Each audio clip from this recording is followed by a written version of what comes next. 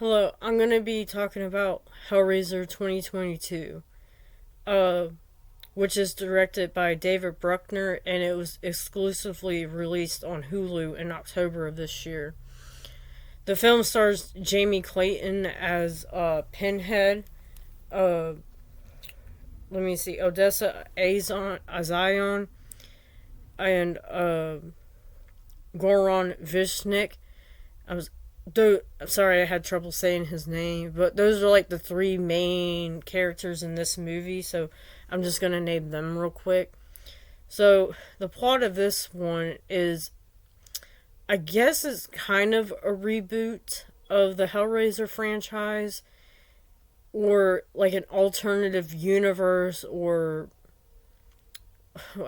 like one of those type of situations, because it does pull elements from the original Hellraiser franchise, especially the first two movies and the novella, but they add more stuff with the mythos of the lament configuration, which is the puzzle box, and Leviathan and the labyrinth, which is like the hell world in Hellraiser, and they add more stuff with the Cenobites and all that. So, anyways, this movie follows a young woman named Riley, who is a recovering drug addict, and she's kind of down on her luck. Like, she's recovering and stuff, but she still got her flaws. Like, she just, you know, sleeps with any guy that she meets at like her AA or NA meetings, and she can't find it. She's having trouble finding a job, and she can't pay rent. So at the beginning of the movie, she's actually sleeping with a guy that she met at an AA or NA meeting, and he goes, "Hey, I know this. I used to work for this rich guy named Voight, and he has like this storage container, and this character Voight, he's been missing for like, I think, 10 plus years, something like that." And he said, and there's the storage unit. He has the storage unit, and he might have a ton of money in there, and we can go break into it, whatever. So they break in, they don't find any money, but they find the lament configuration. But of course, it's not like a square box like this, like in the original franchise. Like, the sides look like this, but the box is elongated, and there's like six different levels to the box, like six different configurations. And when you solve a configuration, it releases the Cenobites, and it takes the puzzle box to a new or to a different level. And in this one, you can get prizes from the Cenobites if you solve any of these puzzles. I forgot the names of it, but there's like six different ones. And like, I think the lament is like one of the levels. But anyways, so she gets curious about this box, and in this film, like, unlike in the original Hellraiser in that franchise, in the original franchise, you had to desire the box in order to open it and get the Cenobites to come out.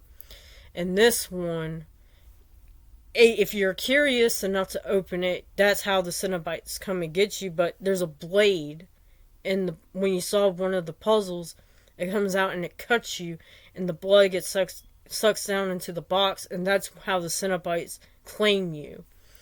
And anyone could be a target for the Cenobites in this, even like people who don't even solve the puzzle box. They can get stabbed by someone or accidentally cut themselves on it, and they're unfortunately a prey for the Cenobite. So now there is some like loopholes, like in the original franchise, about who can open the puzzle box, because like in Hellraiser 2, there's a character named Tiffany who has like a fascination with solving puzzles, and Chenard, who runs the hospital in Hellraiser 2, he gets Tiffany to open the box in order to get the Cenobites to come out. But of course, they don't go after her because she doesn't desire them. But anyways, there is some like loopholes in the original franchise, but basically, if you desire them, that they come and get you. But anyways, now the one thing I did like, or the thing I loved about this movie, was how the hell world there, or the labyrinth, is kind of like it opens up in like normal areas. And what I mean by that is like there's a scene like where a character is in a bathroom at a park, and like the walls start elongating and cracking and stuff, and then it opens up to the labyrinth. And we haven't seen the labyrinth, I believe, since Hellbound Hellraiser 2, which is my favorite film in the franchise. But there's like that scene. There's a scene in a hospital where like the walls, like again, the walls are cracking. There's like blue lights, and you hear like these bells going on that tell when the Cenobites are coming.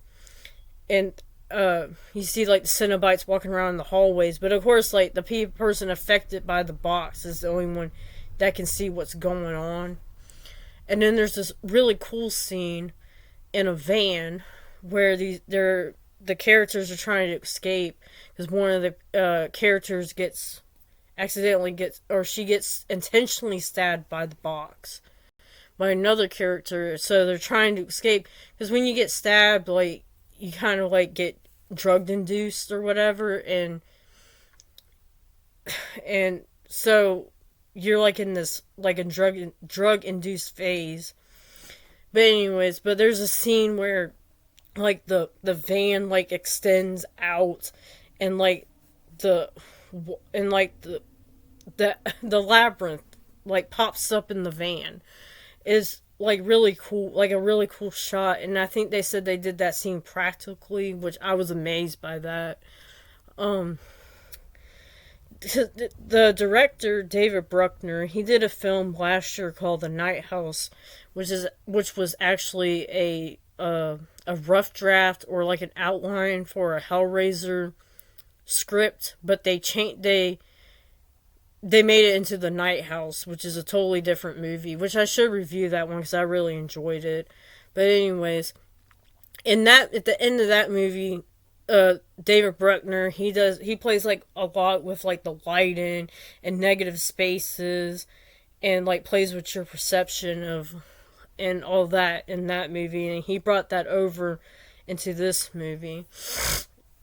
Now, I heard some people say they didn't like the acting in this, that they thought a lot of the characters were unlikable, which I've always found a lot of the characters in the Hellraiser movies to be unlikable. Like, the only likable characters I can recall are Kirsty, Tiffany, and Larry Cotton. That's it. Like, in the rest of the franchise, there's no one really likable or relatable.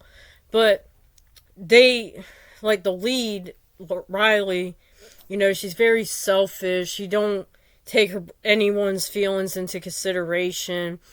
But like during the movie, she grows as a character.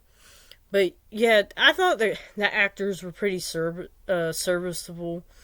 Like they were kind of bland characters, like the side characters, like Riley's friends and her brother and stuff. But I actually kind of felt bad for them when they were getting pursued by the Cenobites, because they didn't deserve that to happen to them.